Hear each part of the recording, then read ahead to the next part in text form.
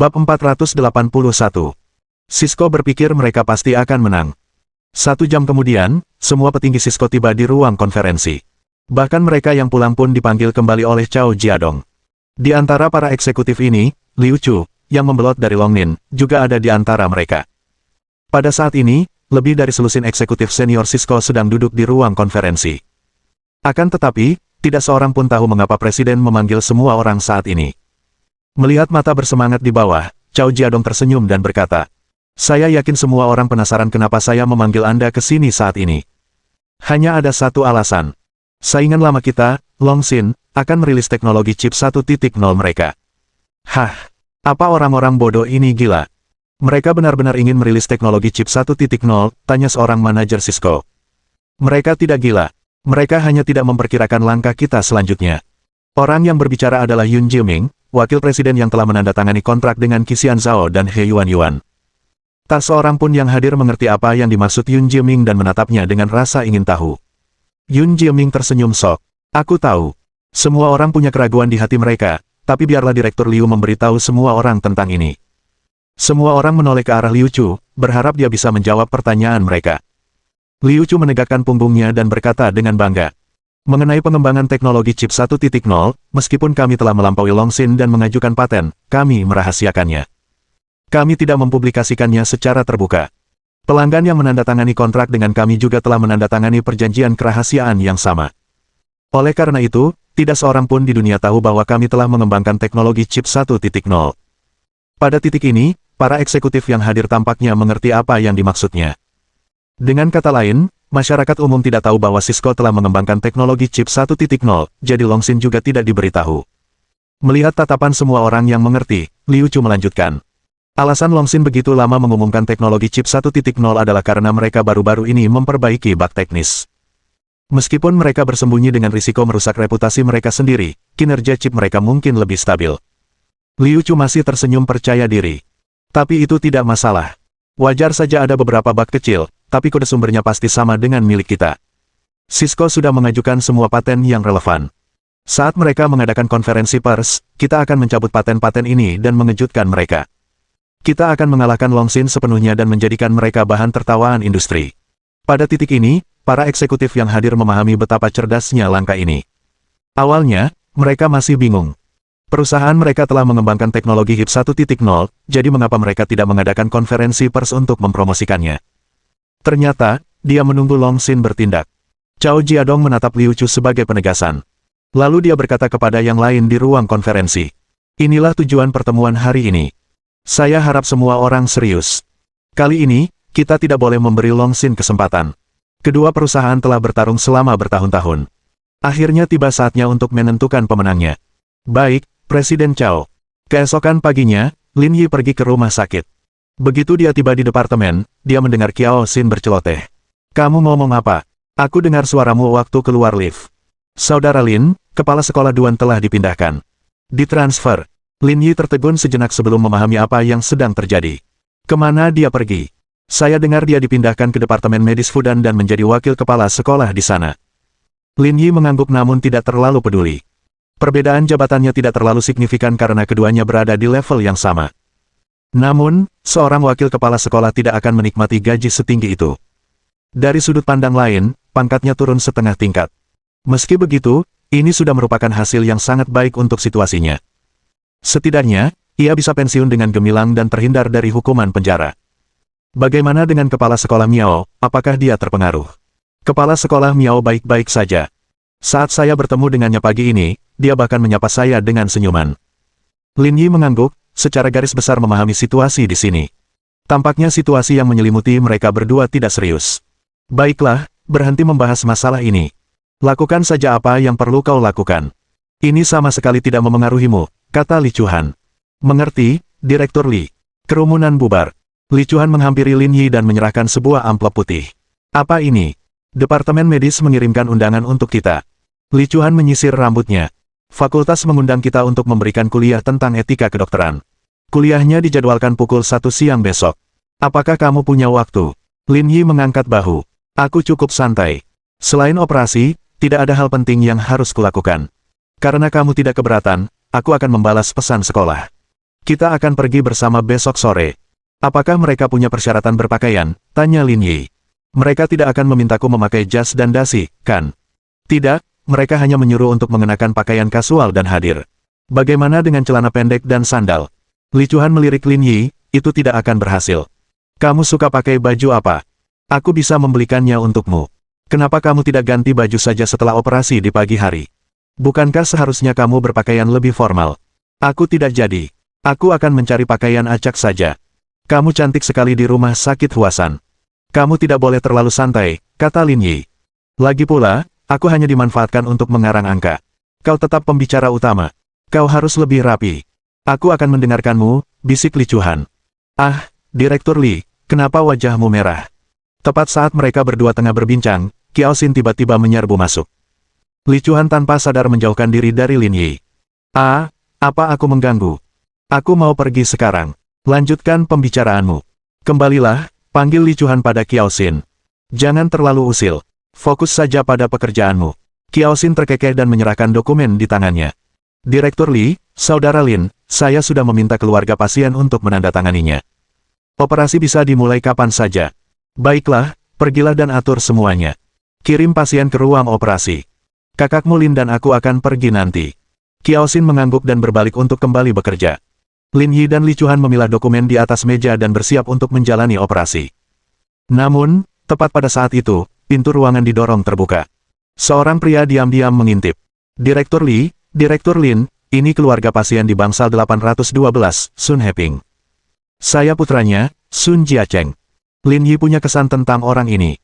Ia pernah bertemu dengannya beberapa kali saat kunjungan bangsal, dan latar belakang keluarganya tidak buruk. Aku kenal kamu. Ayahmu akan segera dioperasi. Ada apa? Tanya Li Chuan. Tidak ada yang serius. Sun Jiacheng mengeluarkan 2 angpau dan menyerahkannya kepada Lin Yi dan Li Chuan. Direktur Li, Direktur Lin, saya serahkan operasi ayah saya kepada kalian. Bab 482. Aku akan memberimu kesempatan untuk bertindak. Melihat apa yang diserahkan Sun Jiacheng, Lin Yi dan Li Chuan bersikap acuh tak acuh. Mereka memasukkan tangan mereka ke dalam saku jas putih mereka dan tidak bergerak. Tidak perlu barang-barang ini. Rumah sakit punya aturan ketat. Kami tidak bisa menerima hadiah-hadiah ini. Ambil saja kembali, kata Li Chuan. Sun Jiacheng tersenyum tetapi tidak berniat menariknya kembali. Direktur Li, jangan khawatir. Waktu saya masuk tadi, saya lihat-lihat di luar. Tidak ada yang bisa mendengar kita. Terima saja. Anda tinggal bayar biaya pengobatannya saja. Rumah sakit akan memberi kami bonus yang sesuai. Kami sangat menghargai kebaikan Anda. Sun Jiacheng mengerutkan kening dan berkata, Direktur Li, paket ini berisi 5.000 yuan, dan yang satunya lagi berisi 3.000 yuan. Jangan bilang menurutmu itu terlalu sedikit. Ini tidak ada hubungannya dengan jumlah yang Anda berikan. Apapun jenis pasien yang kami tangani, kami akan melakukan yang terbaik. Sama saja meskipun Anda tidak memberi kami apapun. Ekspresi Sun Jiacheng agak aneh, lalu ia keluar dari departemen dengan kesal. Orang-orang ini keterlaluan. Aku sudah bilang berkali-kali, tapi kenapa mereka tidak mau mendengarkan? Li Chuan tak kuasa menahan diri untuk mengeluh. Meskipun tidak benar, itu bisa dimengerti. Begitulah sifat manusia. Lin Yi melihat arlojinya dan berkata, ayo pergi. Sudah waktunya. Ayo kita ke ruang operasi dulu. Kamu akan menjadi kepala ahli bedah untuk operasi hari ini. Aku akan mengawasi dari samping. Jika kamu membuat kesalahan, aku akan mengoreksimu. Jangan khawatir dan lakukan dengan berani. Jangan takut. Dengan bantuan sistem penghargaan, Lin Yi sudah menjadi dokter bedah top. Dalam hal keterampilan, dia benar-benar melampaui Li Chuan. Namun, Li Chuan tidak tahu tentang ini, jadi dia hanya ingin melakukan yang terbaik untuk membantu Lin Yi meningkatkan keterampilannya. Tidak masalah, aku lebih percaya diri dengan adanya kamu di sisiku, kata Lin Yi sambil tersenyum. Keduanya mengobrol sebentar dan membuat persiapan akhir sebelum operasi. Namun, saat mereka hendak pergi, mereka melihat Sun Jiacheng masuk. Kenapa kamu di sini lagi? Tanya Lin Yi. Sun Jiacheng tidak berkata apa-apa. Ia mengeluarkan 2 amplop tebal dan menyerahkannya lagi kepada mereka berdua. Direktur Li, ada 10.000 yuan di sini. Direktur Lin, Anda punya 5.000 yuan di sini. Jangan bilang Anda pikir itu terlalu sedikit kali ini. Setelah diusir oleh Li Chuan, Sun Jiacheng menyimpulkan bahwa alasan mereka tidak menerimanya adalah karena mereka merasa dia memberi terlalu sedikit. Jika tidak, tidak ada seorang pun yang akan menolak uang gratis. Kali ini, dia menggandakan jumlahnya. Mereka pasti akan menerimanya. Aku sudah mengulanginya berkali-kali. Sehebat apapun persiapanmu, Direktur Lin dan aku tidak akan menerimanya, kata Li Chuan dengan sedikit marah. Li Chuan sangat sabar saat berhadapan dengan pasien, tetapi dia sedikit jijik dengan orang-orang seperti keluarga Sun. Lin Yi yang berdiri di samping menyadari bahwa Li Chuan terlihat agak imut saat sedang marah. Aku sudah mempersiapkan begitu banyak. Jangan bilang kau masih merasa itu terlalu sedikit, kata Sun Jiacheng. Aku sudah. Melihat Li Chuan tidak senang, Lin Yi memegang tangannya dan melindunginya di belakangnya. Ia menatap Sun Jiacheng dan berkata, apakah menurutmu kami harus menerima uang itu jika kamu memberikannya kepada kami? Hei, apa yang kau katakan? Bukan itu maksudku, kata Sun Jiacheng sambil tertawa, tetapi makna di balik kata-katanya jelas. Baiklah, karena kamu belum begitu paham, kami akan menunjukkan maksud kami. Lin Yi berbalik dan mengambil tas Li Chuan, mengeluarkan kunci mobil Koenigsegg RS. Kemudian, ia melepas jam tangan Patek Philippe ke-175 di pergelangan tangannya. Ini mobil Direktur Li. Ini Koenigsegg RS seharga 31 juta yuan. Ini jam tangan yang saya pakai. Ini Patek Philippe seharga 17,5 juta yuan. Dengan kekayaan bersih kami, jelas tidak pantas bagi Anda untuk memberi kami uang sebanyak ini. Sebelum operasi dimulai, bagaimana kalau Anda kembali dan bersiap-siap saja? Dia melihat kunci mobil Li Chuan dan jam tangan Lin Yi. Sun Jiacheng hampir mengompol. Ini pertama kalinya dia mencium begitu banyak uang. Kamu benar-benar mengendarai mobil mahal dan memakai jam tangan mahal. Sun Jiacheng tidak tahu lagi kata-kata apa yang harus digunakan untuk menggambarkan perasaannya. Dia jelas pewaris generasi kedua yang kaya. Kalau tidak, dia tidak akan mampu membeli dua barang ini. Sun Jiacheng menelan ludah, ekspresinya canggung. Maaf mengganggumu. Cepat pergi. Kamu tidak perlu khawatir tentang operasinya. Aku pasti akan mengoperasi ayahmu dengan baik. Ya. Terima kasih, Direktur. Tak satu pun dari mereka mempermasalahkan hal ini lagi. Meskipun tindakannya agak berlebihan, ia punya niat baik. Baik Lin Yi maupun Li Chuan dapat memahami perilakunya. Ayo pergi ke ruang operasi, kata Lin Yi sambil meletakkan kembali kunci mobilnya. Bagaimana mobil ini, apakah kamu sudah terbiasa? Ya, lumayan bagus. Li Chuan tersenyum lagi. Kalau aku modifikasi, pasti lebih cepat. Kalau begitu, aku akan memberikan mobil ini padamu. Aku akan mencari seseorang untuk memodifikasinya untukmu nanti kalau ada waktu, kata Lin Yi, tapi karena kecepatan maksimumnya tidak bisa ditingkatkan, mengendarainya bisa jadi agak membosankan. Kamu benar, tapi aku tidak bisa membawa mobilmu. Harganya terlalu mahal. Li Chuan menggelengkan kepalanya dan berkata, aku sudah sangat berterima kasih padamu karena telah meminjamkannya kepadaku. Aku tidak bisa meminta lebih darimu. Itu cuma mobil. Bukan apa-apa. Yah, aku tidak mau, kata Li Chuan keras kepala. Ada hal lain yang ingin kukatakan padamu. Apa itu? Jangan buru-buru bayar kalau beli sesuatu sore ini. Aku yang beliin, ya. Melihat mata indah Li Chuan, Lin Yi tidak bisa menahan tawa.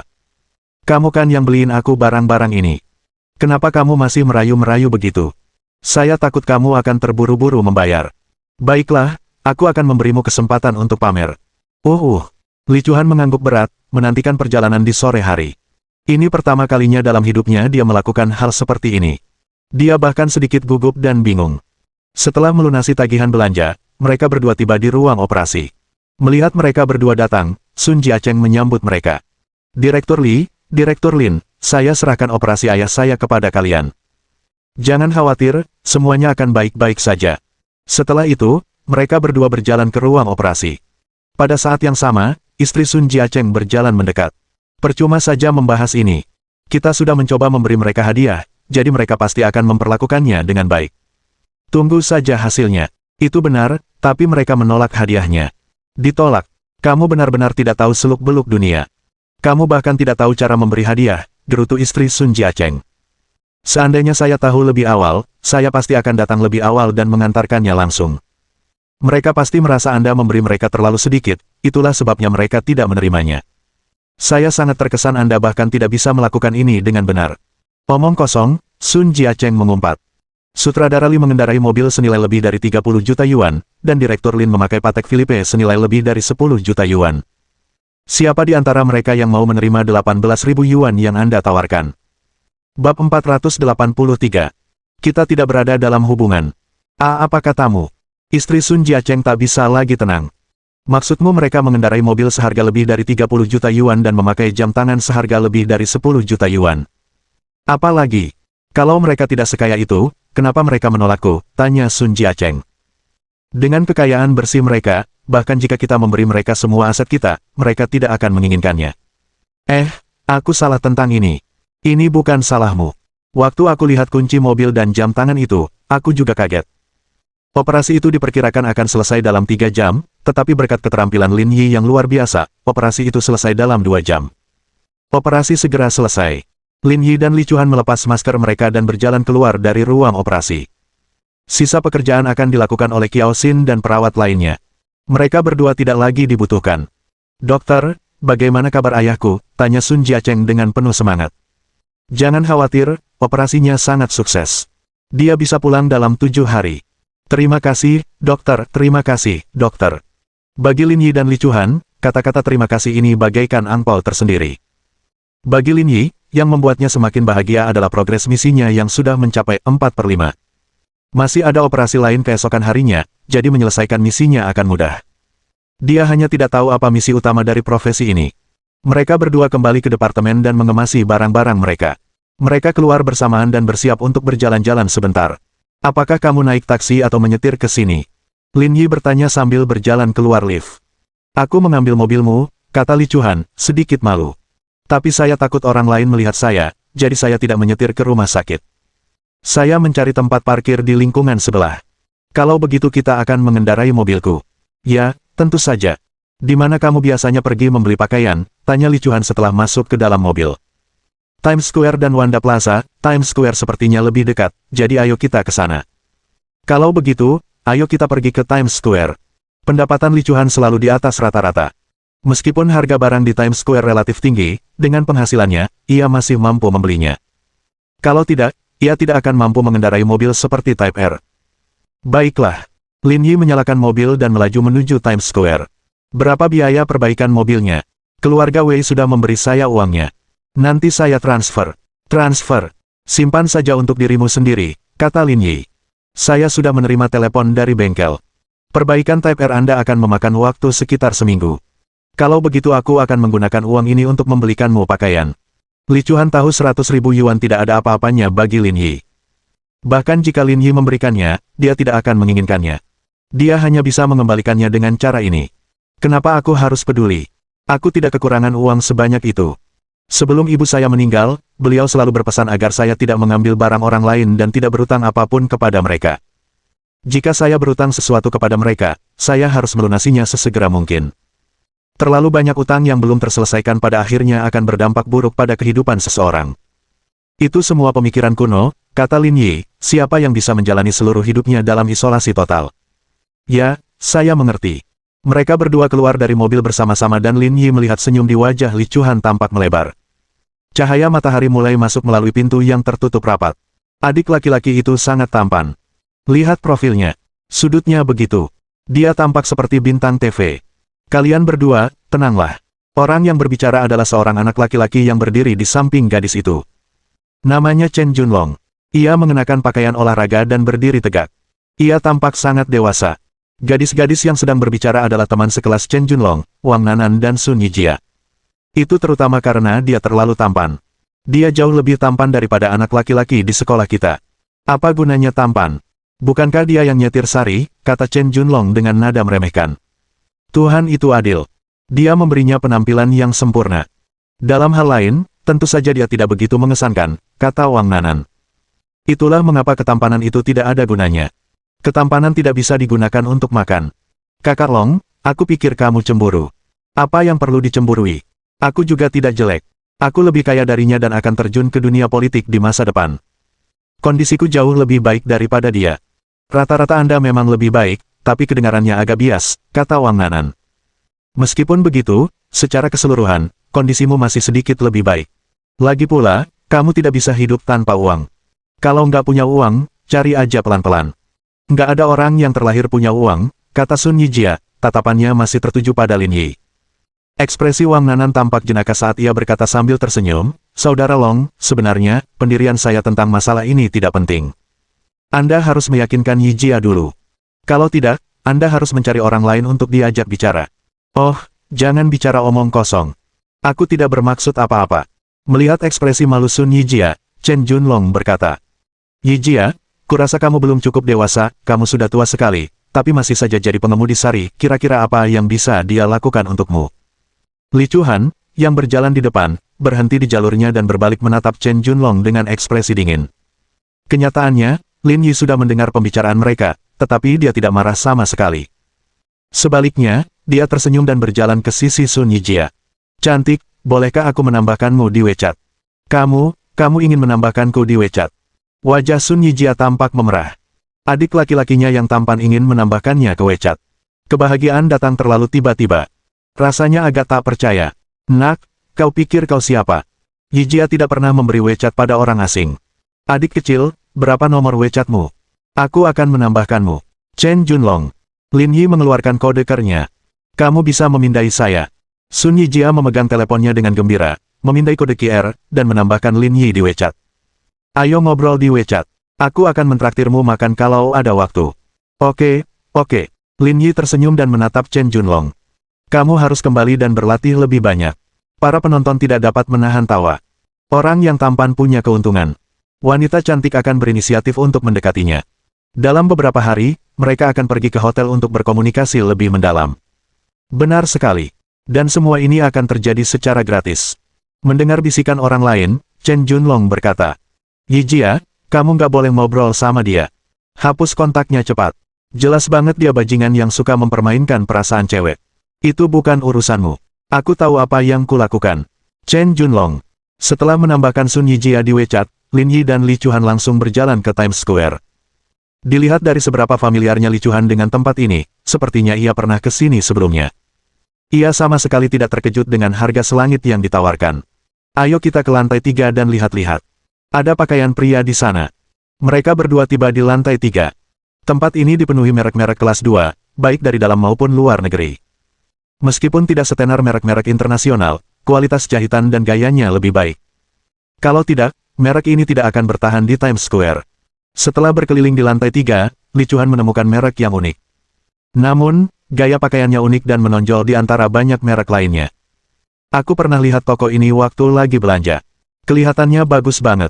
Kamu mau coba? Baiklah, silakan pilih. Aku tidak punya persyaratan apapun soal pakaian. Apapun boleh. Ya. Li Chuhan melihat sekeliling dan menemukan 2 pasang celana kasual hitam dan biru dan 2 kemeja polo putih untuk Lin Yi. Pakaian ini terlihat lebih dewasa, tapi tidak akan membuatmu terlihat tua. Cocok untuk menghadiri acara penting. Cobalah. Saat Lin Yi keluar dari ruang ganti, mata asisten toko wanita itu terbelalak. Pakaian pria di toko ini terkenal sulit dikenakan. Di antara banyak orang yang datang untuk mencoba pakaian itu, Lin Yi adalah orang pertama yang memakainya dengan efek seperti itu. Memang, dengan ketampanannya, dia benar-benar bisa mengenakan pakaian apapun yang diinginkannya. Li Chuhan berdiri di depan Lin Yi dan dengan lembut membantunya membetulkan kerah dan kancing bajunya. Aroma samar tercium. Aroma yang sangat menyenangkan. Tuan, pacar Anda punya selera yang bagus. Gaun ini sepertinya dibuat khusus untuk Anda. Kami bukan pasangan, Li Chuhan menjelaskan dengan malu. Oh, maafkan aku. Setelah mengetahui hubungan mereka, tatapan asisten toko wanita itu tampak ambigu. Tatapannya sangat menarik. Anak laki-laki ini sangat tampan, dan wanita ini membantunya memilih pakaiannya. Mungkinkah mereka adalah atasan perempuan dan bawahan laki-laki? Lagi pula, sudah lumrah bagi anak muda zaman sekarang untuk mencari wanita kaya. Bantu aku mengemasi ini, kata Lin Yi. Baiklah. Asisten toko wanita itu mengambil 2 potong pakaian itu.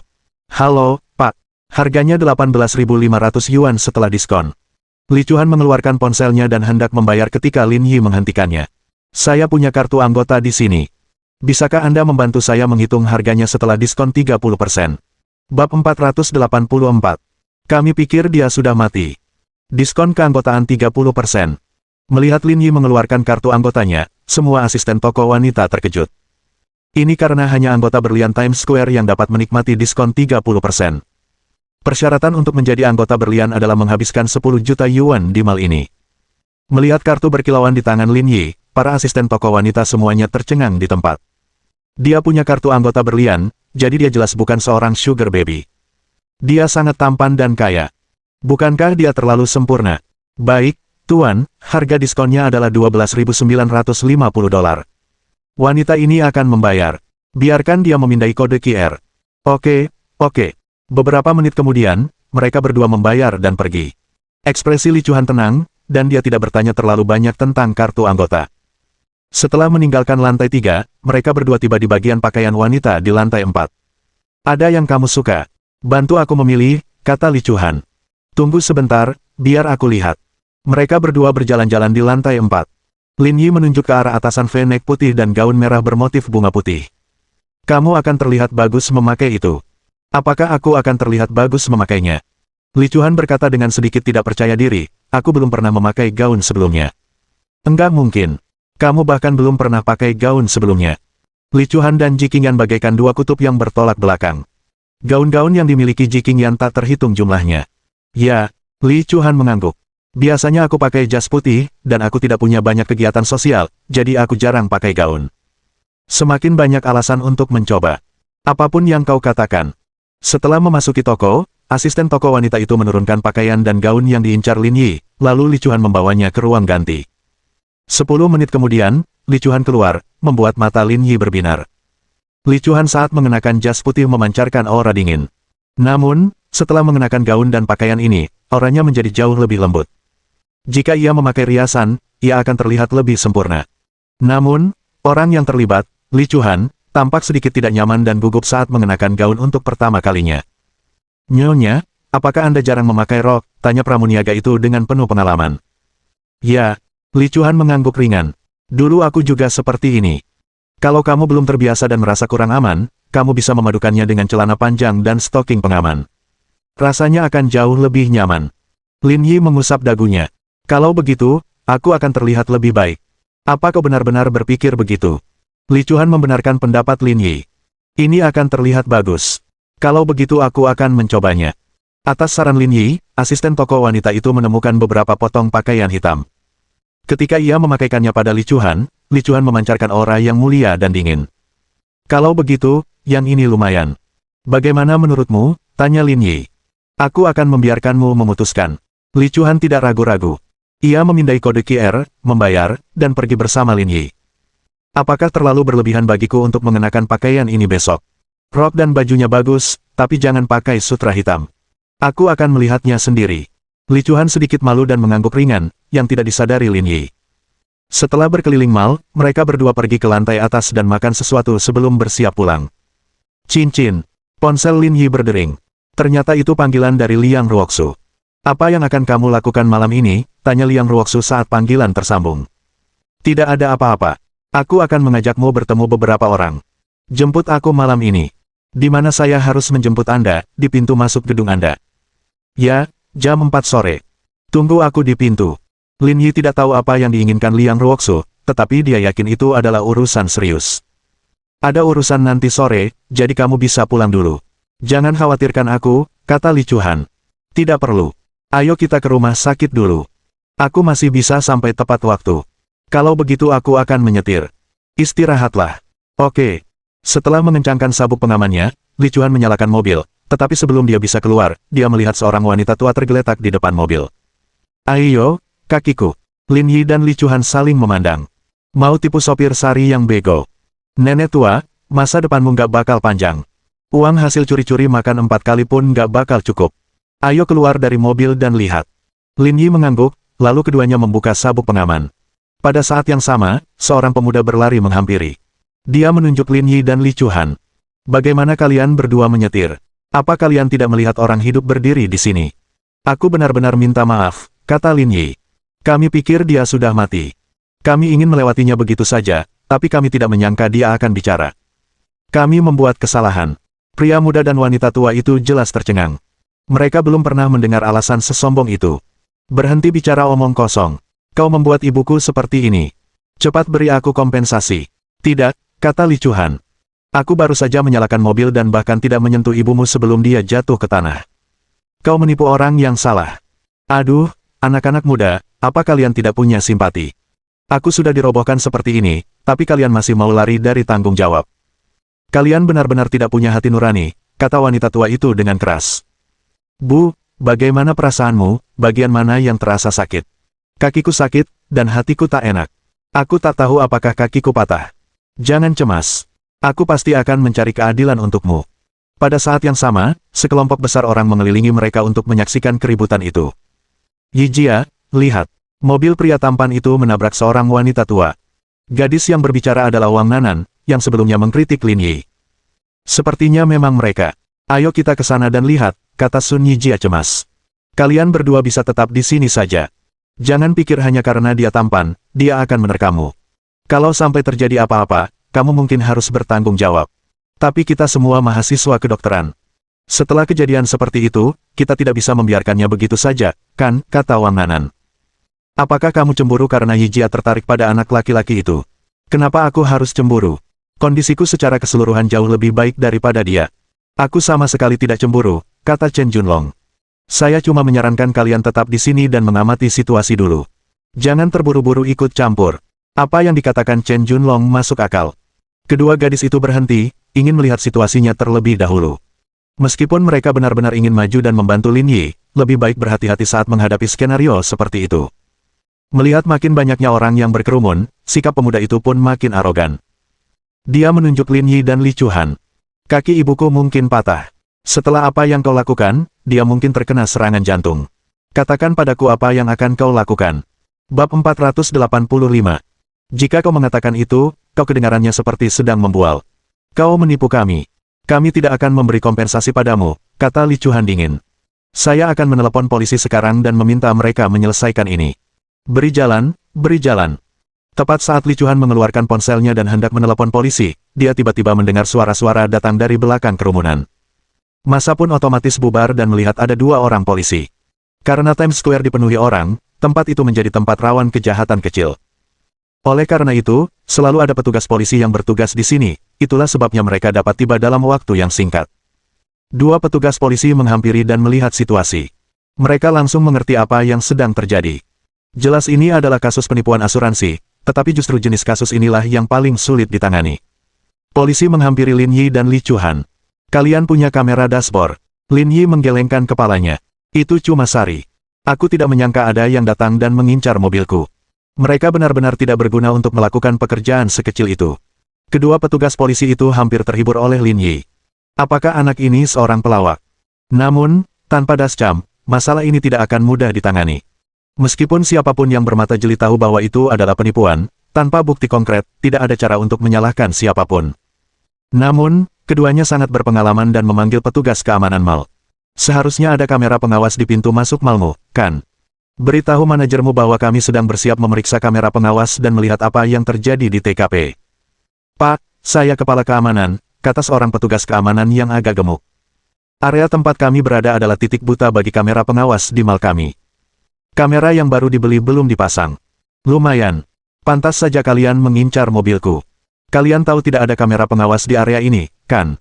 Kalian profesional banget. Lin Yi akhirnya mengerti mengapa mereka menargetkan Sari yang bodoh. Dari luar, orang bisa melihat bahwa tidak ada dashcam di mobil, dan ini juga ada di titik buta kamera pengintai.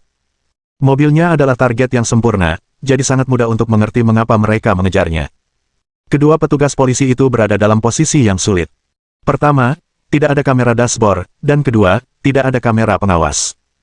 Tidak ada bukti sama sekali. Kemungkinan besar akan sangat sulit untuk meminta pertanggungjawaban mereka.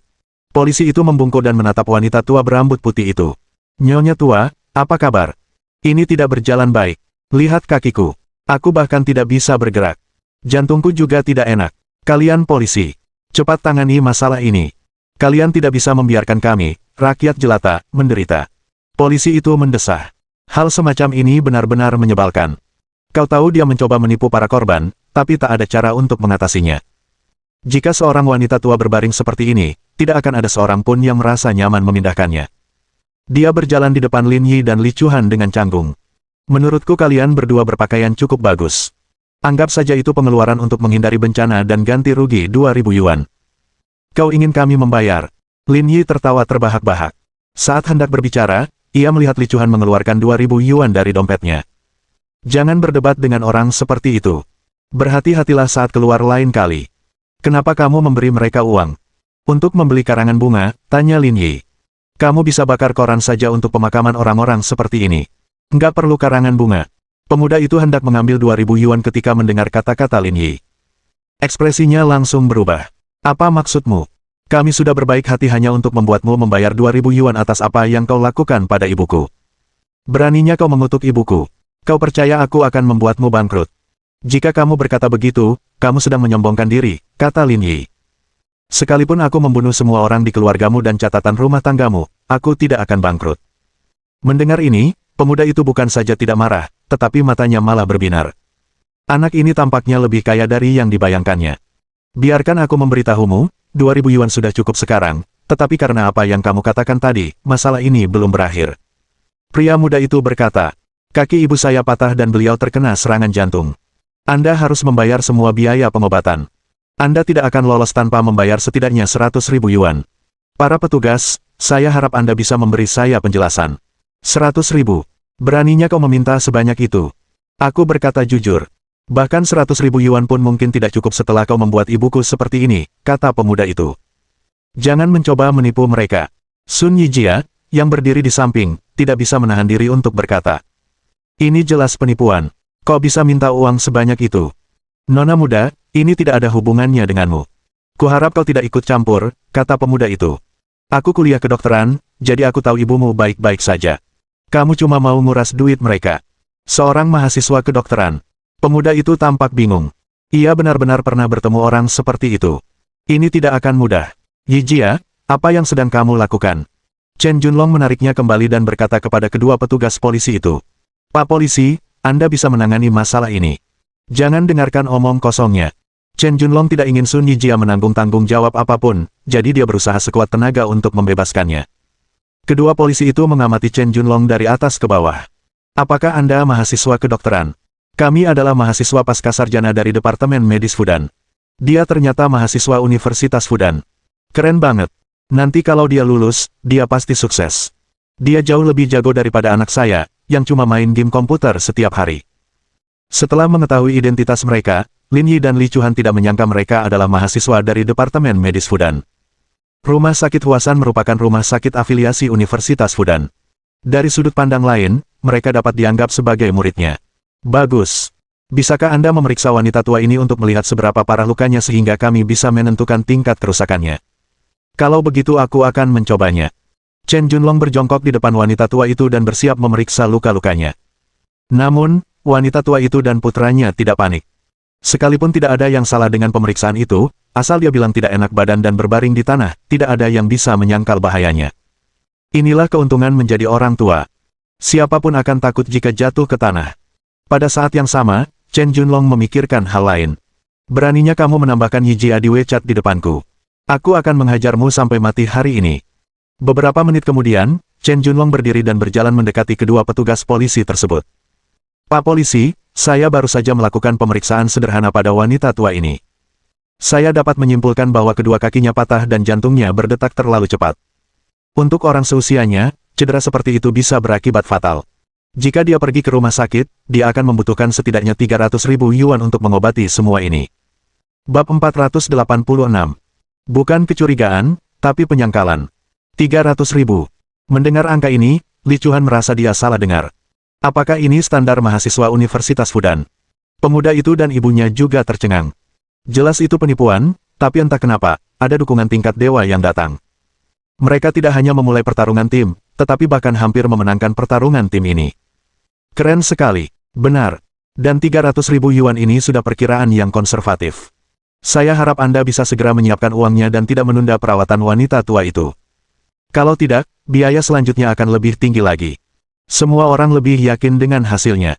Karena reputasi Departemen Medis Fudan sudah teruji, mahasiswa yang mereka ajar pasti juga tidak buruk. Angka 300.000 seharusnya tidak palsu. Kedua petugas polisi itu juga sedikit terkejut.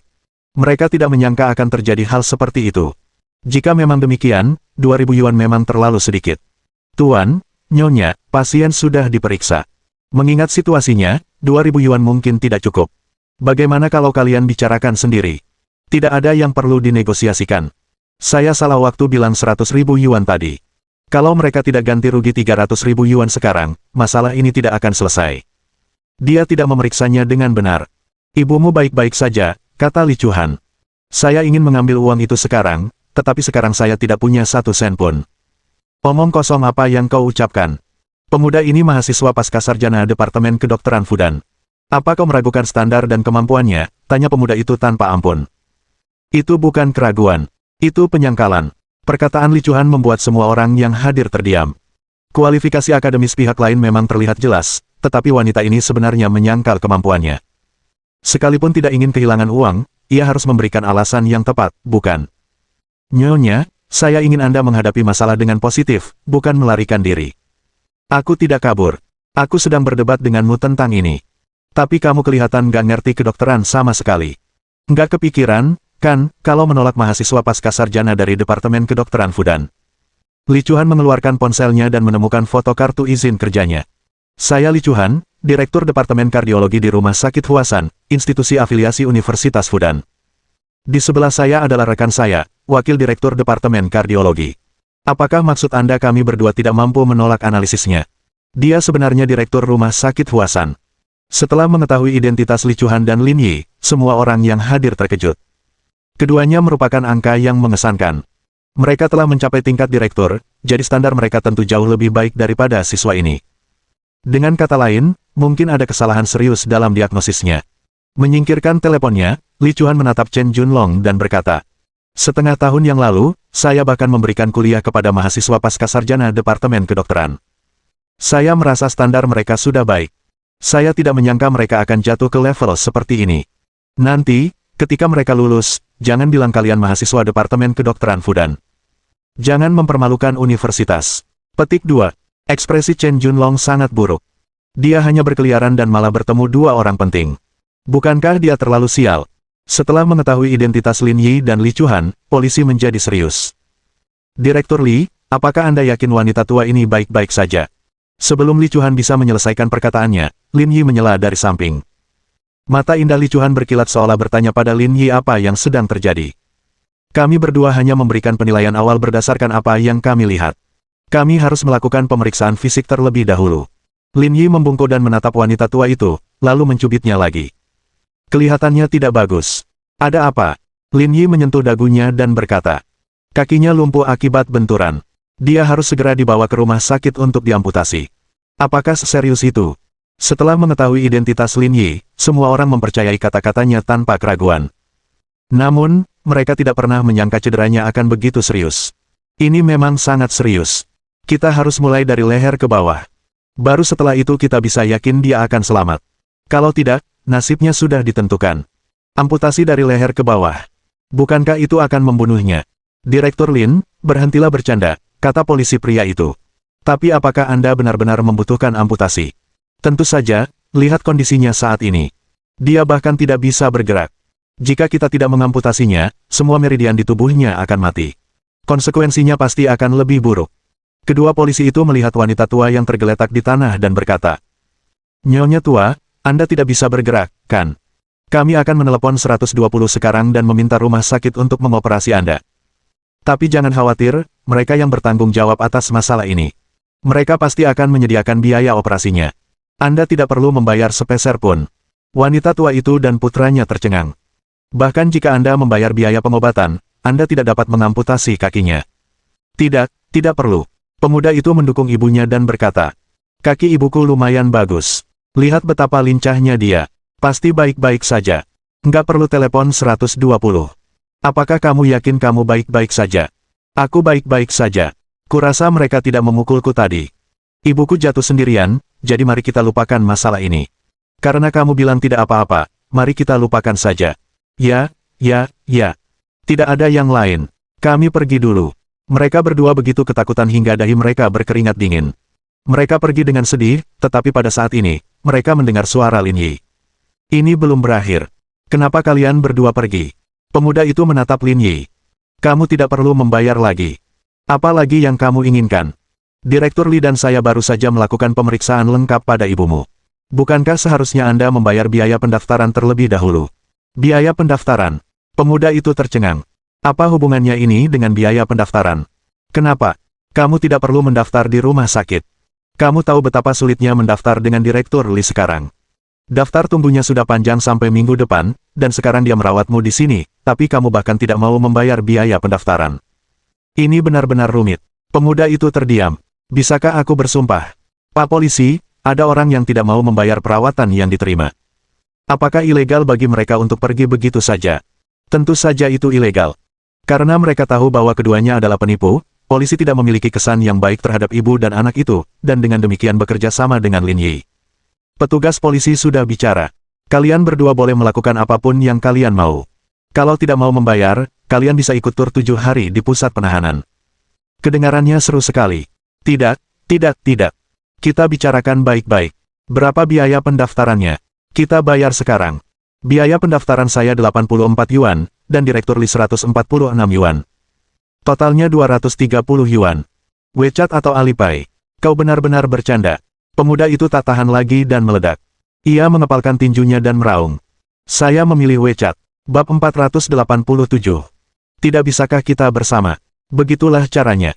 Lin Yi tersenyum dan mengeluarkan ponselnya, pindai saja kode QR-nya. Setelah memindai kode QR Lin Yi, ibu dan anak itu pergi dengan marah.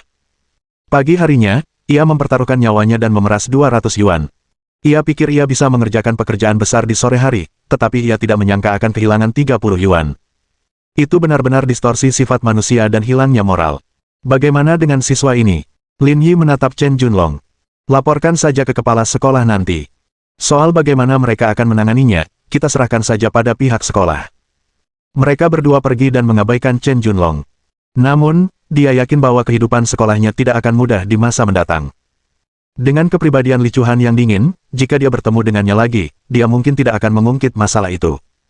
Namun, satu hal yang tidak akan ditoleransinya adalah seseorang yang memfitnah Lin Yi di siang bolong. Dalam perjalanan pulang, Lin Yi melihat arlojinya dan menyadari sudah lewat pukul 3. Kirim aku kembali ke paviliun Jiushu. Kamu tidak akan kembali ke rumah sakit.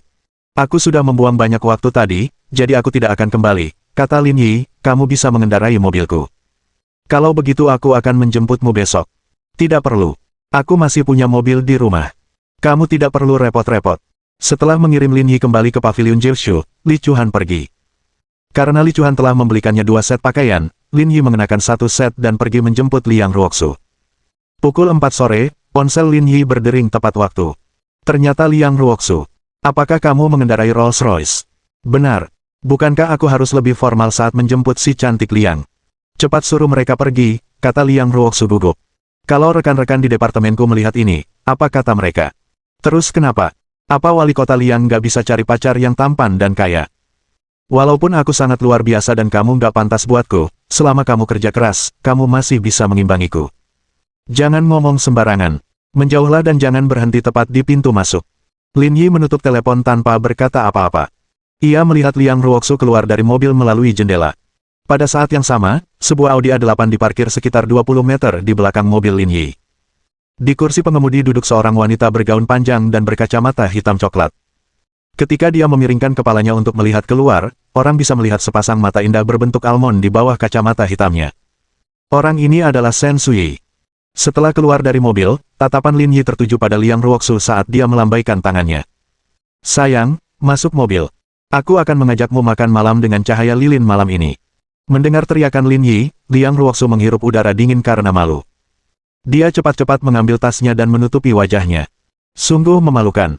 Liang kecil, pantas saja kau tidak setuju ketika aku mencoba mengenalkanmu pada seseorang beberapa kali sebelumnya. Ternyata kau sudah punya seseorang dalam pikiranmu. Pemuda ini lumayan. Sekretaris Han, jangan mengolok-olok saya. Saya tidak kenal dia. Dia sakit jiwa. Otaknya tidak normal. Begitukah? Pasien gangguan jiwa keluarga mana yang berani datang ke sini dan berteriak? Sekretaris Han tersenyum dan berkata, berhubungan seks itu normal bagi pria dan wanita. Bukan masalah besar. Tidak ada yang perlu dipermalukan. Liang Ruoxu menghentakkan kakinya karena malu dan berjalan ke sisi Lin Yi, tanpa sadar mencubitnya. Kamu mau aku dipecat? Kenapa kamu bawa mobil ini? Itu adalah Rolls-Royce senilai lebih dari 9 juta yuan. Apa yang akan terjadi jika orang lain melihatnya? Si cantik Liang yang berinisiatif mengajakku berkencan. Bisakah aku bersikap lebih formal? Naiklah ke dalam mobil saat masih belum banyak orang di sekitar. Liang Ruoxu mendorong Lin Yi dengan perasaan campur aduk antara malu dan marah, ingin segera pergi. Ini terlalu memalukan. Tidak masalah. Aku akan mendengarkanmu hari ini. Tidak bisakah kau patuh saja saat situasinya mengharuskan? Cepat masuk ke mobil. Pergi, pergi. Cincin. Tepat saat Liang Ruoxu hendak masuk ke mobil, telepon di tasnya berdering. Bu, kata Liang Ruoxu. Mi kecil, apa yang sedang kamu lakukan? Liang Ruoxu terdiam sejenak. Saya baru saja selesai rapat. Saya sedang melihat beberapa materi rapat. Apakah kamu? Kapan aku pernah berbohong padamu, kata Liang Ruoxu sambil tersenyum. Kalau begitu, putar balik. Ada jalan tol A8 di belakangmu. Ledakan, ledakan, ledakan. Liang Ruoxu tercengang. Dia menoleh secara mekanis dan terkejut melihat ibunya duduk di kursi pengemudi A8. Ada apa? Kamu masih datang, desak Lin Yi. Kita tidak bisa pergi. Kenapa kamu nggak bisa pergi? Apa kamu tiba-tiba datang bulan? Mengikuti tatapan Liang Ruoxu, Lin Yi melihat wanita menawan di A8 di belakangnya. Shen Sui sudah melepas kacamata hitamnya. Lin Yi yakin bahwa orang ini adalah ibu Liang Ruoxu. Sepasang mata indah berbentuk almond itu tampak menghilang. Tunggu apa lagi? Buka pintunya. Lin Yi berjalan sambil tersenyum dan membukakan pintu mobil untuk Shen Sui. Halo, Bibi. Lin Yi tersenyum. Aku tahu Bibi adalah ibu Ruoxu saat pertama kali melihat Bibi. Benarkah begitu? Shen Sui berkata sambil tersenyum, tetapi dia sedikit terkejut. Dia tidak menyangka Lin Yi akan membukakan pintu untuknya. Dia bereaksi cepat dan cukup berani. Tentu saja, kata Lin Yi, meskipun kalian berdua mirip, dari segi penampilan dan temperamen, dia masih lebih rendah darimu. Liang Ruoxu. Bukankah dia berbohong terang-terangan? Sebelumnya, dia bilang kita mirip. Sekarang, dia bilang penampilanku lebih rendah dari ibuku. Apakah kau benar-benar mengira ibuku begitu mudah ditipu? Sebenarnya, aku juga berpikir begitu. Dia cuma nggak mau ngaku. Liang Ruoxu terdiam. Tunggu apa lagi? Kemarilah, kata Lin Yi kepada Liang Ruoxu. Aku yang ketemu Bibi, ini kan bukan seperti ibuku yang ketemu calon menantunya. Kenapa Bibi berdiri di sana kaku seperti papan? Liang Ruoxu berjalan sambil linglung, wajahnya semerah api. Bu, kenapa ibu ada di sini? Aku datang ke Zonghai untuk rapat dan ingin memberimu kejutan. Aku ingin makan malam denganmu. Aku tidak menyangka kau akan memberiku kejutan lebih dulu. Lin Yi langsung mengerti apa artinya menjadi wanita kaya saat dia mengamati setiap gerakan Shen Sui. Temperamennya sama seperti dia. Bu, jangan salah paham. Ini tidak seperti yang ibu pikirkan. Kita berdua punya urusan lain. Makanya dia datang menjemputku. Ini pertama dan satu-satunya kali kejadian seperti ini. Aku tidak bertanya tentang ini. Kenapa kamu terlalu banyak menjelaskan, kata Shen Sui sambil tersenyum. Kalau kalian berdua ada urusan, silakan saja. Aku ke hotel dulu. Lagi pula, aku baru berangkat besok. Kalau begitu aku akan melakukan tugasku dulu, oke. Apa yang harus dilakukan, kata Lin Yi, apakah kamu tidak tahu siapa yang lebih penting? Lin Yi tersenyum dan menyambut Shen Sui di kursi penumpang. Bibi pasti baru turun dari pesawat dan belum makan, kan? Saya akan memesan meja untuk menyambut Bibi. Shen Sui tersenyum. Pantas saja dia bisa sedekat ini dengan Little Mi. Kata-katanya manis sekali.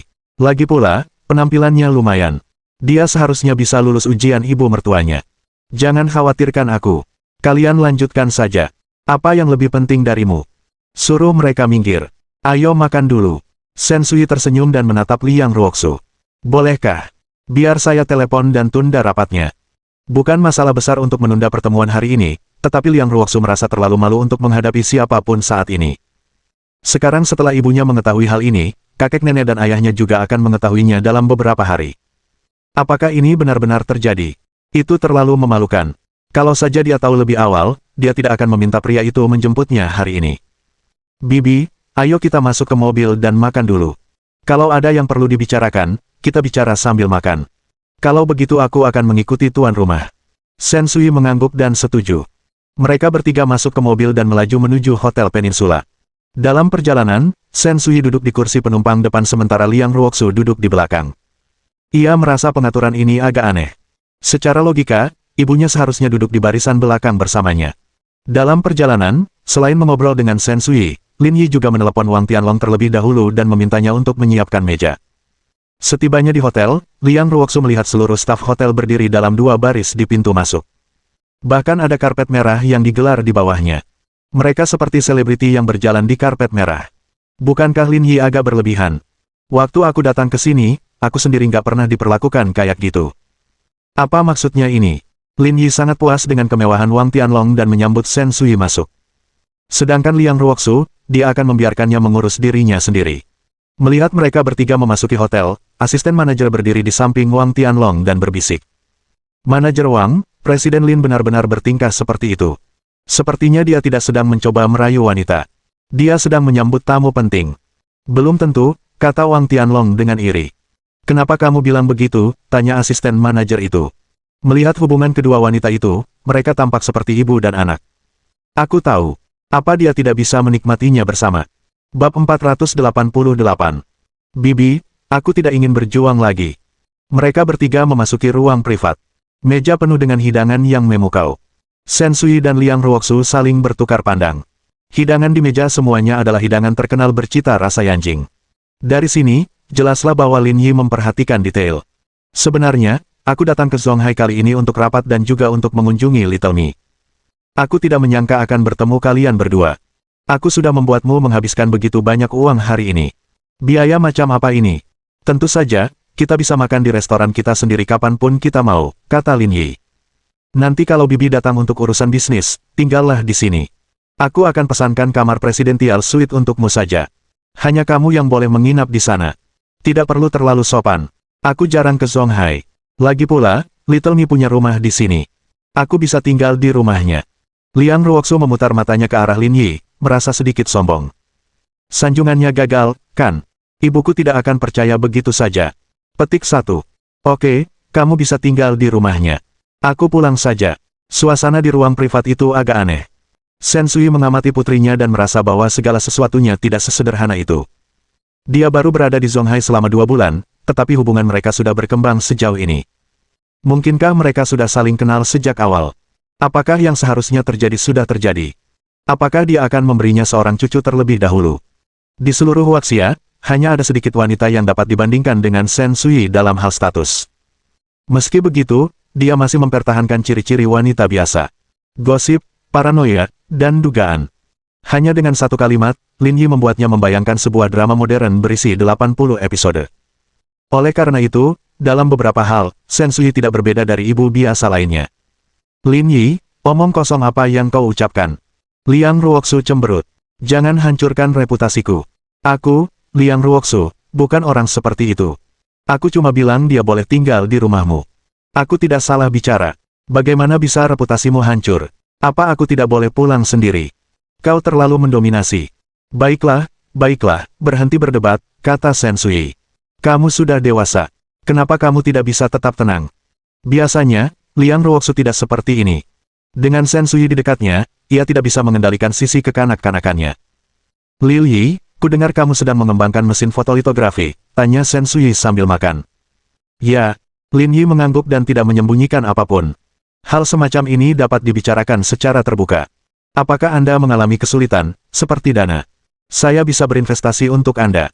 Tidak perlu, Bibi. Aku sudah cukup kaya dalam hal ini. Untuk saat ini, cukup. Mesin fotolitografi itu benar-benar seperti lubang tanpa dasar. Investasi 200 hingga 300 juta tidak ada gunanya dan tidak akan langsung membuahkan hasil. Lin Yi tidak kekurangan uang sebanyak itu, jadi dia tidak perlu berinvestasi. Meskipun aku tidak tahu banyak tentang bidang teknologi, aku tahu bahwa mesin fotolitografi bukanlah sesuatu yang bisa diselesaikan hanya dengan tekad. Kalau suatu hari kamu butuh uang, bilang saja ke Bibi. Kalau terlalu banyak, aku mungkin tidak bisa menyediakannya, tapi puluhan miliar tidak masalah. Engah. Lin Yi hampir memuntahkan seteguk darah. Puluhan miliar tidak dianggap banyak. Hanya itu yang kumiliki, oke. Bibi, kamu terlalu rendah hati. Bibi, kata Lin Yi dengan serius. Ada apa? Aku tidak ingin bertarung lagi. Apakah kamu mengalami kesulitan? Beritahu Bibi. Sensui bersandar di kursinya dan menegakkan punggungnya. Jika dia bukan dari keluarga terpandang, dia tidak akan memiliki postur duduk yang pantas seperti itu. Baru-baru ini, penelitian Bos Sen menemui masalah. Penelitian itu membutuhkan sumber cahaya EUV 4 nanometer, dan hanya Simer yang bisa menghasilkan hal semacam ini. Apakah Bibi punya koneksi di bidang ini? Sensui bergumam, Simer adalah produsen sumber cahaya terkemuka di dunia, dan itu adalah perusahaan Meiguon. Sekarang hubungan kedua negara begitu tegang, sangat sulit untuk membeli sumber cahaya 4 nanometer dari mereka. Lin Yi mengangguk. Beberapa hari yang lalu, Direktur Sen mencari seseorang dari Departemen Zonghai Simer untuk membicarakan hal ini, tetapi tidak berhasil. Mereka tidak mempercayainya. Anda tidak bisa bicara langsung dengan orang-orang Simer. Pemegang saham mayoritas Simer adalah Intel. Mereka memang orang yang tepat. Mata Lin Yi berbinar seolah dia telah memikirkan sebuah solusi. Namun, dia tidak dapat menjamin bahwa dia dapat menyelesaikan masalah ini dengan sukses, tetapi setidaknya dia harus berusaha semampunya. Lagi pula, kamu membuat keributan besar beberapa hari yang lalu. Kurasa beberapa perusahaan di Meiguo sudah memasukkanmu ke daftar hitam, jadi masalah ini akan semakin sulit ditangani, kata Sensui. Namun Anda tidak dapat melanjutkan tanpa sumber cahaya 4 nanometer. Kita bisa mengembangkannya sendiri, tapi butuh waktu lama. Kita tidak bisa menunggu. Aku punya ide. Dengarkan dan lihat apakah berhasil, kata Liang Ruoxu. Beritahu saya. Triknya sama saja. Aku bisa memberi perintah kepada bea cukai dan menyuruh mereka menyita barang-barang Intel agar mereka bisa menjualnya kepada kita. Kamu masih terlalu muda dan naif, kata Sensui. Chip komputer dan obat-obatan berbeda. Meskipun obat impor penting, kita masih bisa menemukan pengganti yang tidak sempurna. Chip berbeda. Chip adalah sesuatu yang dapat menentukan nasib negara. Jika Anda berani menahan chip Intel sehari saja, keluarga kita akan berisiko digulingkan. Rencana ini tidak layak. Akan terlalu sulit. Mereka tidak kekurangan uang, dan mereka tidak perlu khawatir tentang penjualan. Bahkan tidak akan ada ruang untuk negosiasi. Kamu tidak bisa berkata begitu. Kita masih punya sedikit peluang. Perkataan Lin Yi menarik perhatian ibu dan anak itu. Bahkan seseorang sepintar Sensui tidak dapat memahami peluang apa yang dibicarakan Lin Yi. Yi kecil, aku ingatkan kau. Trik dan rencana kecil hanya bisa digunakan jika kedua belah pihak berimbang atau perbedaan antara keduanya tidak terlalu besar. Kalau tidak, sia-sia saja, kata Sensui. Ini seperti serangan dimensi di Trisolaris. Para unicorn finansial itu bahkan tidak mau repot-repot bernegosiasi denganmu. Sama seperti saat kau membajak Direktur Sen dulu. Kalau Microsoft tahu ini sebelumnya, kau mungkin tidak akan bisa mengembalikannya. Lin Yi tersenyum. Aku mengerti maksud Bibi, jadi aku tidak berencana mempermainkan mereka kali ini. Aku ingin bertarung sungguhan. Kali ini, ibu dan anak itu semakin bingung. Dengan kemampuannya saat ini, ia mungkin tidak mampu melawan perusahaan seperti Intel. Jika kau ingin mereka duduk bersama di meja perundingan, kau harus punya sesuatu untuk menyeimbangkan semuanya. Sensui menatap Lin Yi. Tapi aku tidak yakin kau punya kartu truf seperti itu. Bibi, kamu salah. Aku memang punya kartu truf. Kartu itu tidak berguna bagi orang lain, tapi mungkin berguna bagi Intel. Apa sebenarnya yang sedang kamu bicarakan? Teknologi chip 2.0. Bab 489. Bu, apakah ibu punya masalah dengan Lin Yi? Teknologi chip 2.0. Sensui berpikir sejenak. Apakah benda ini berguna? Meskipun Sensui tidak mengetahui apapun tentang ini, perusahaannya telah berinvestasi di banyak perusahaan teknologi dan telah memperoleh beberapa informasi tentang industri tersebut. Setahu saya, Intel mengembangkan teknologi chip 2.0 setahun yang lalu. Selain itu, mereka sudah mulai meneliti teknologi chip 3.0. Kabarnya mereka telah membuat terobosan besar. Bahkan ada kabar bahwa teknologi itu akan dirilis dalam waktu dekat. Teknologi chip 2.0 Anda tidak terlalu mengancam mereka. Bibi benar. Aku sudah mengikuti banyak berita tentang ini, tapi ada sesuatu yang mungkin belum kamu ketahui, kata Lin Yi. Saya menghabiskan satu malam menulis teknologi untuk chip 2.0. Apa? Kamu menulisnya dalam semalam? Meskipun dia orang luar, Sensui tidak dapat menahan rasa terkejutnya saat mendengar berita ini. Itu benar. Saya menggunakan beberapa kode sumber publik Intel, tetapi 95% sisanya saya selesaikan sendiri, kata Lin Yi. Sekarang, jika kita berbicara tentang teknologi chip 3.0, saya akan mampu mereplikasi prestasi ini dengan sangat cepat. Namun, beberapa bulan seharusnya cukup bagi saya untuk mencapai hasil yang sama. Saya pikir pada saat itu, bahkan jika Intel mencapai terobosan dalam pengembangan chip 3.0 mereka akan tetap memeriksa baknya. Kecepatan pengembangan mereka tidak akan mampu menyamai kecepatan saya. Dia yakin bahwa Lin Yi secara alami berada pada posisi yang tidak menguntungkan dalam pertarungan 1 lawan 1 dengan ribuan orang di Intel. Namun, dari sudut pandang lain, ini juga bisa menjadi keuntungan. Karena banyak orang mengerjakan proyek yang sama, ada banyak hal yang harus dilakukan. Komunikasi antar karyawan dan persimpangan beberapa departemen pasti akan menyebabkan keterlambatan dalam kemajuan mereka. Meskipun Intel membanggakan kepada publik bahwa mereka memiliki ribuan tim penelitian dan pengembangan, jelas tidak lebih dari 5 orang yang dapat mencapai level Shen Tianzuo. Dengan kata lain, hanya ada sedikit orang yang benar-benar mampu melakukan pekerjaan itu. Mustahil bagi mereka untuk melakukan ini siang dan malam. Mereka hanya akan mengerjakan pekerjaan yang benar-benar penting dan menyerahkan sisanya kepada bawahan mereka. Jika segelintir pemimpin terpilih ini merasa cemas karena suatu alasan, kecepatan pengembangan secara keseluruhan tentu akan melambat juga. Dikombinasikan dengan alasan-alasan ini, bukan tidak mungkin baginya untuk mengembangkan teknologi untuk chip 3.0 yang baru sebelum Intel. Bahkan, kemungkinannya sangat besar. Sensui terkejut dengan usulan Lin Yi. Dia akhirnya mengerti mengapa Shen Tianzuo mengatakan bahwa dia adalah seorang ahli yang setara dengannya. Pada zaman dahulu, ia dianggap sebagai sarjana serba bisa. Apakah Anda butuh bantuan saya untuk menghubungi tim profesional? Mungkin itu bisa mempercepat kemajuan Anda. Lin Yi menggelengkan kepalanya. Tidak perlu. Aku khawatir mereka tidak akan mampu mengimbangi kemajuanku. Lagi pula, aku suka bertarung sendirian. Dengan begini, ketika hasilnya dipamerkan, aku bisa pamer dengan baik. Liang Ruoxu memutar matanya ke arah Lin Yi. Untungnya, pria ini bereaksi cepat dan berhenti bicara. Kalau tidak, apa yang akan terjadi? Kau tak ingin aku menginvestasikan uangmu, dan kau juga tak ingin aku meminjamkanmu tenaga kerja terampil. Kalau begitu, aku hanya bisa bersulang untukmu. Terima kasih, Bibi. Lin Yi juga mengangkat gelasnya. Aku pasti akan mencarimu kalau aku sudah tidak ingin bertengkar lagi. Baiklah, aku tidak akan melupakan apa yang aku janjikan padamu. Setelah perbincangan serius mereka, sisa pembicaraan hanyalah obrolan santai. Meskipun Shen Sui menduduki jabatan tinggi, saat berbicara, dia sangat rendah hati dan tidak berpura-pura. Setelah makan malam, Lin Yi mengantar Liang Ruoxu dan Shen Sui ke rumah Liang Ruoxu. Sedangkan untuk Audi A8 miliknya, dia meminta seseorang untuk mengendarainya. Melihat mereka berdua naik ke atas, Lin Yi kembali ke mobil. Pada saat ini, ada tanda tanya besar dalam benaknya. Apa sebenarnya yang dilakukan Ibu Liang Ruoxu? Bahkan para pejabat di Sencheng dan bos Ma Hangyo harus melalui pemeriksaan menyeluruh sebelum mereka dapat menginvestasikan uang. Namun, dia tampaknya bisa dengan mudah menginvestasikan puluhan miliar padanya. Ini benar-benar agak menakutkan. Namun, dia juga bisa memahami sesuatu dari kata-kata Shen Sui. Perusahaan yang dikendalikannya mungkin juga merupakan unicorn keuangan. Pada saat yang sama, Liang Ruoxu dan Shen Sui memasuki rumah dan berganti sandal dan piyama.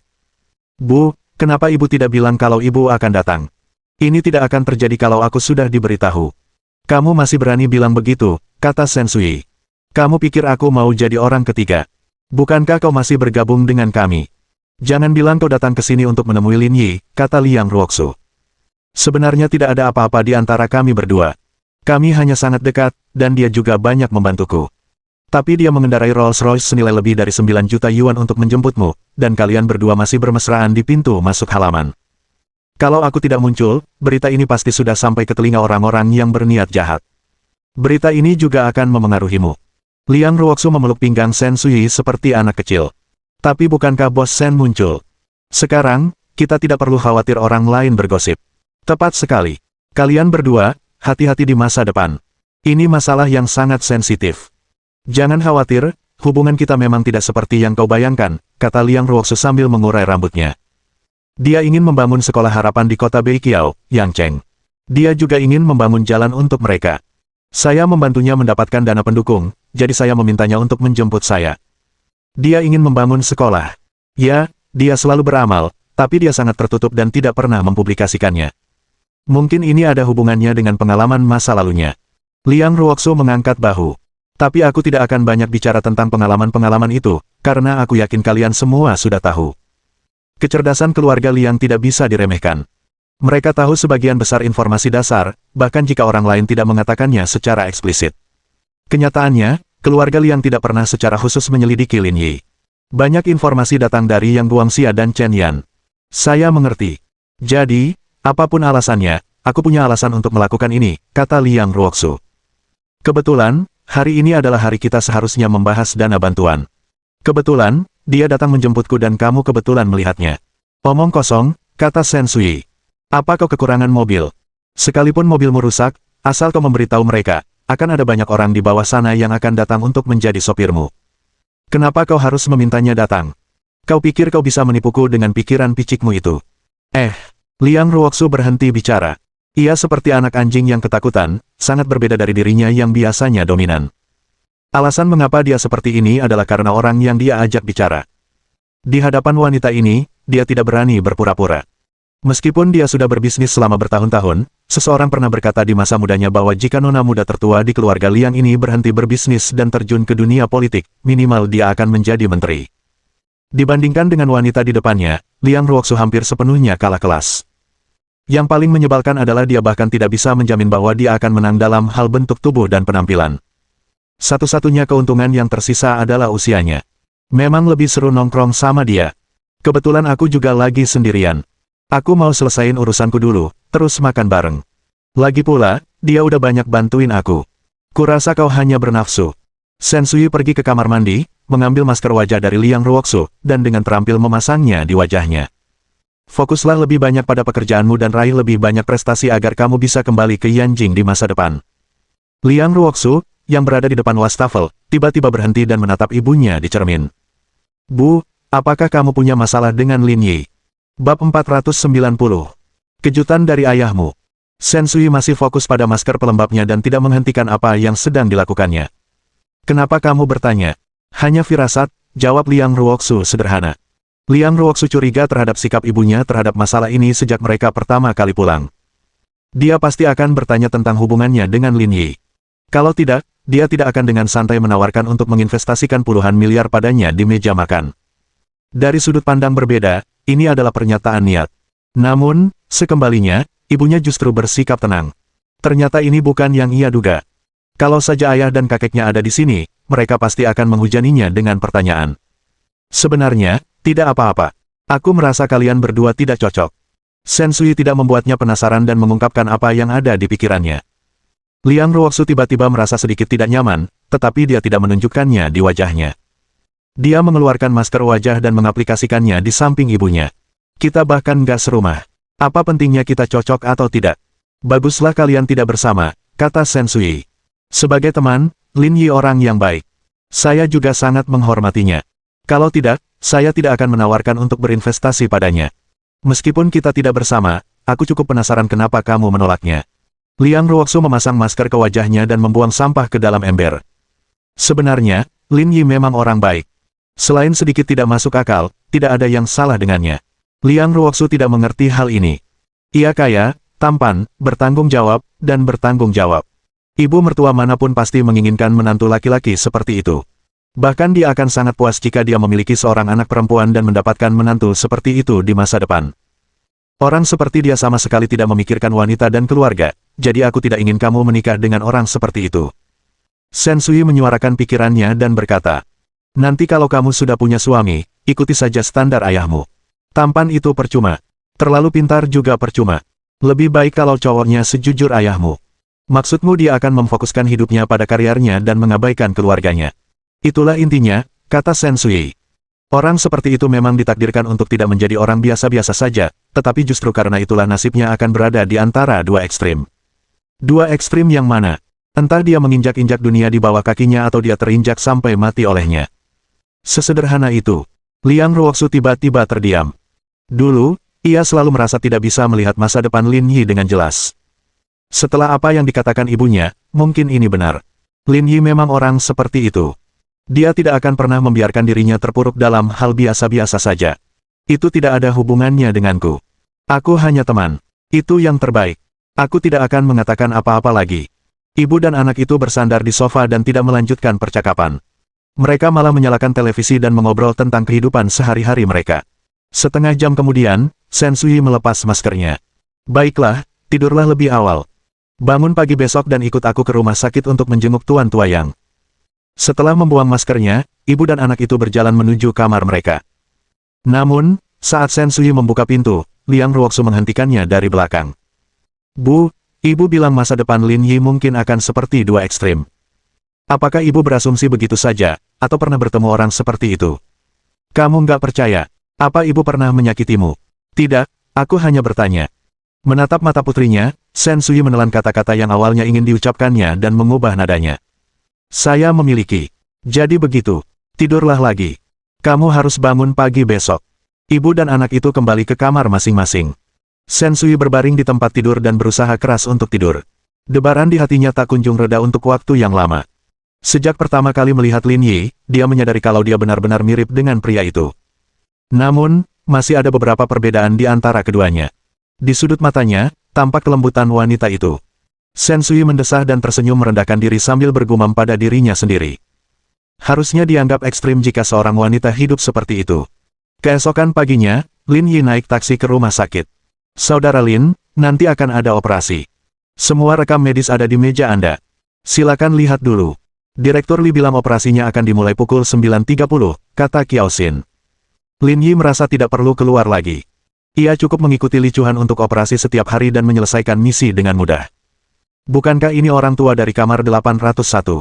Apakah keluarganya sudah mengirim seseorang? Apakah dia sudah membayar biaya rumah sakit? Qiao Xin menggelengkan kepalanya tak berdaya. Waktu pertama kali dirawat di rumah sakit, mereka membayar 4.000 yuan. Sejak itu, keluarganya tidak muncul lagi. Sekarang mereka berutang lebih dari 10.000 yuan. Apa kata rumah sakit? Rumah sakit juga tidak berdaya. Pasien sudah dirujuk ke kami. Sekalipun keluarganya tidak bisa dihubungi, kami tidak bisa mengusirnya. Kami hanya bisa merawatnya dulu, kata Kiao Xin. Kami tidak bisa menunda lagi. Kami harus melakukan operasi.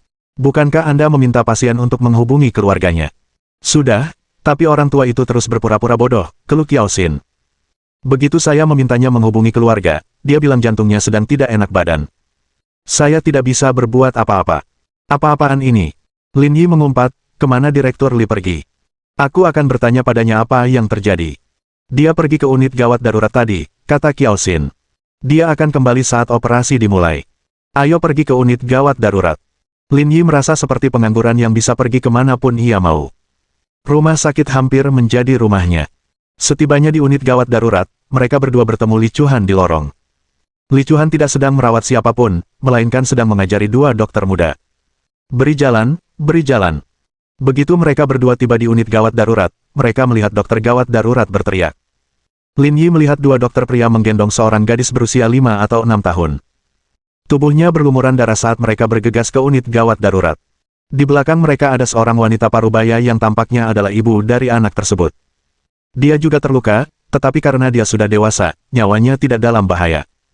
Namun, kondisi anak tersebut belum dapat dipastikan. Anak tersebut masih kecil dan belum dapat berkomunikasi dengan baik dengan orang dewasa. Ikuti aku. Li Chuhan menyapa mereka dan berjalan bersama Lin Yi dan Kiao Xin. Ada apa? Li Chuhan bertanya pada dokter gawat darurat. Ada kecelakaan. Ada luka sepanjang 5 cm di lengannya. Dia perlu dijahit. Dokter, tolong selamatkan anak itu, teriak wanita parubaya itu. Tidak apa-apa. Ini tidak mengancam jiwa. Li Chuhan memeriksanya. Direktur Lin adalah dokter terbaik di rumah sakit kami. Lukanya tidak besar, dan bekas lukanya akan sangat kecil. Itu tidak akan merusak kecantikannya. Oke. Terima kasih, dokter. Bolehkah saya ikut masuk? Ya, mari kita pergi ke ruang debridemen bersama. Li Chuhan berkata pada Lin Yi, lakukan saja. Mengerti. Karena lukanya tidak besar dan penjahitannya tidak sulit, Li Chuhan mengatur agar penjahitan dilakukan di ruang debridemen. Nak, berapa umurmu? Sebelum bersiap menjahit, Lin Yi tersenyum dan mulai berbicara dengan gadis itu.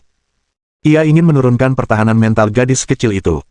Kemudian, ia akan memberinya anestesi, setelah itu, sisanya akan mudah diurus. Setelah anestesi diberikan, gadis kecil itu tertegun. Ia menatap Lin Yi dengan mata besar dan indahnya, seolah berkata, aku sangat percaya padamu, tapi kau malah menusukku. Tak lama kemudian, obat bius itu mulai bekerja dan emosi gadis kecil itu pun kembali stabil. Nak, apa yang kau lakukan? Paman bertanya padamu, kata ibu gadis kecil itu. 5 tahun. Setelah anestesi diberikan, Lin Yi mulai membersihkan lukanya. Ia bertanya kepada ibu gadis kecil itu, ada apa? Kenapa ibu tidak menyetir lebih pelan? Gadis sialan ini terus berdebat denganku sepanjang jalan. Begitu aku menoleh untuk melihatnya, aku menabrak pohon. Melihat putrinya baik-baik saja, wanita parubaya itu tidak lagi khawatir. Lagi pula, dokter muda ini begitu sedap dipandang mata. Lumayan. Lin Yi menatap gadis kecil itu. Umurmu berapa? Kamu sudah tahu cara melawan ibumu. Kenapa perempuan harus mempersulit perempuan lain? Aku tidak membantah ibu. Aku hanya ingin dia memberiku adik laki-laki yang bisa bermain denganku. Karena anestesi yang digunakan adalah anestesi lokal, gadis kecil itu tidak merasakan sakit selama penjahitan dan dapat berkomunikasi dengan normal. Sudah berapa kali kukatakan, ayahmu sedang dalam perjalanan bisnis. Bagaimana mungkin aku bisa melahirkan adik laki-laki untukmu? Ibu gadis kecil itu terdiam. Ia tidak tahu bagaimana menjelaskan hal ini. Terus kenapa kalau ayah nggak ada di rumah? Masa kita nggak bisa punya adik laki-laki tanpa dia? Nak, tenanglah. Kendalikan emosimu, kata Lin Yi. Aku akan mengurus ini. Saat kita pulang nanti, aku akan membantu ibumu melahirkan adik laki-laki untukmu. Saat ayahmu pulang, aku akan memberinya kejutan. Mohon dukungan dari omom ante-ante sekalian. Buat subscribe atau sharekan novel Mimin ke Facebook kalian, agar channel Mimin bisa terus berkembang. Dengan begitu, Mimin bisa lebih semangat untuk up novel seru lain ke depannya. Buat teman-teman yang sudah subscribe dan sharekan novel Mimin, Mimin ucapkan terima kasih sebanyak-banyaknya.